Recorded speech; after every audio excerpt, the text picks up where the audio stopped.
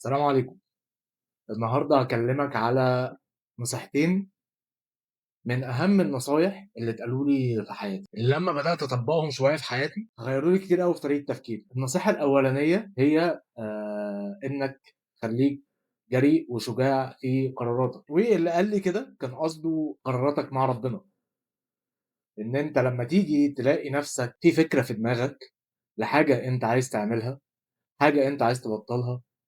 حاسس إن في يعني إن أنت بتلِح على نَفْسك إن أنت لازم توقّف الحاجة دي، أو إن أنت لازم تبدأ تعمل الحاجة دي، إن أنت لازم توقّف مثلًا تبطّل العادة دي، تبطّل بصبصة، تبطّل سجاير، أيًا كانت العادة اللي مأثّرة عليك بشكل سلبي أنت عايز تبطّلها، أو عايز تعمل حاجة كويسة، عايز تبدأ مثلًا تقرا، عايز تبدأ تصلّي، عايز تبدأ تنضّف أكلك، عايز تبدأ تقرا قرآن، عايز تبدأ تصلّي جماعة، أيًا كان اللي أنت عايز تعمله في حياتك إيه، وخصوصًا الحاجات اللي هي مع ربنا، خلّيك جريء فيها وخلّيك شجاع فيها، وارمي نَفْسك، إن أنت ما تستناش إن الظروف تبقى مثالية حواليك. يعني مثلًا تقول أصل أنا أصحابي هيتريقوا عليَّ لو بدأت أصلّي، فأنت عمرك ما هتصلّي،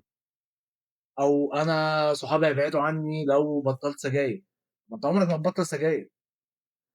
فما تستناش إن الظروف اللي حواليك تبقى مثالية عشان تبدأ في حاجة، وخصوصًا في الحاجات اللي مع ربنا، لأ الفكرة جات في دماغك خلّيك جريء واعملها وما لكش دعوة، وإن شاء الله ربنا هيسهّل لك الدنيا وهتلاقي الدنيا بقت كويسة وعرفت إن أنت تكمّل في الحاجة اللي أنت عايز تعملها. ولقيت إن الدنيا حلوة، ولو لقيت إن الدنيا عطلت ما تيأسش يعني عادي صباح الفل، هتيجي لك في مرّة تاني وهتلاقي إن أنت عرفت تعملها المرّة التانية، ما عرفتش المرّة التانية هتعرف المرّة التالتة وعادي. أنا بصراحة النصيحة دي خدتها على حياتي بشكل عام، طبعًا في الحاجات اللي مع ربنا دي باحاول على قد ما أقدر إن هي تكون أولوية في حياتي، بس أنا خدت النصيحة دي على كل حاجة في حياتي، الفكرة اللي تلاقيها بتلِح في دماغك اعملها على طول وارمي نفْسك فيها، والله ضبطت خير وبركة، ما ضبطتش يبقى الفكرة دي كانت فكرة صعبة شوية إنها تتعمل دلوقتي. وكمان في نقطة مهمة أوي يعني، ربنا دايمًا بيدّينا فرص يوميًا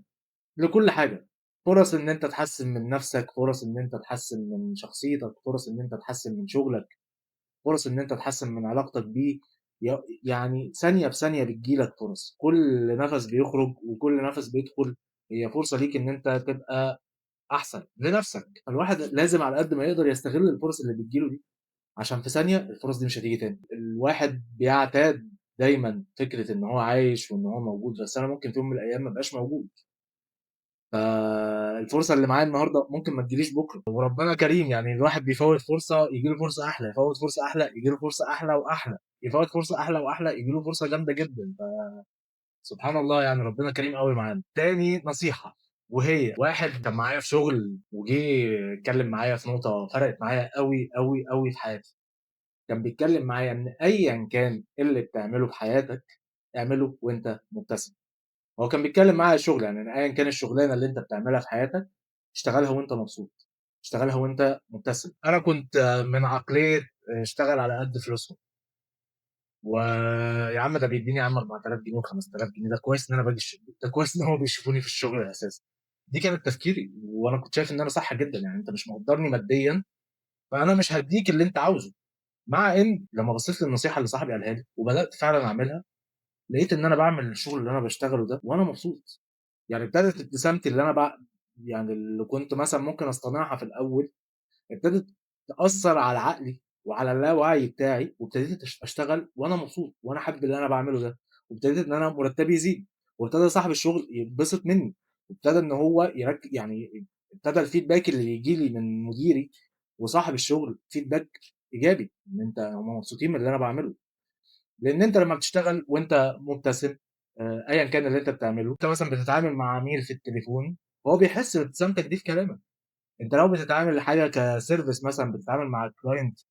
وِش لوِش وأنت مبتسم، فهو هيبقى مبسوط إن هو بيتعامل معاك، فأنت بتستفاد وصاحب الشغل بيستفاد وكل الناس بتستفاد، وأنت ما بتبقاش شايل هَم إن الشغل ده مش بيدخّل لك فلوس، إن أنت مبسوط إن أنت بتعمل ده، بتتقي ربنا في الشغل وبتتقي ربنا في الفلوس اللي بتيجي لك. بتحاول على قد ما تقدر تشتغل بما يرضي الله، وما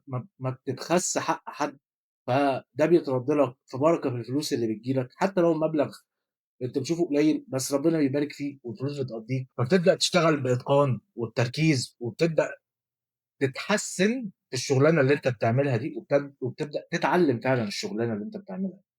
فأيًا كان إيه اللي بتعمله في حياتك، مبسوط فيه، مش مبسوط فيه، بيدخّل لك فلوس، مش بيدخّل لك فلوس، حاسس إن أنت تستاهل مكان أحسن، حاسس إن أنت تستاهل حاجة أحسن، مش مبسوط بمكانك، أيًا كان اللي أنت بتعمله في حياتك، اعمله وأنت مبتسم، والسلام عليكم ورحمة الله وبركاته.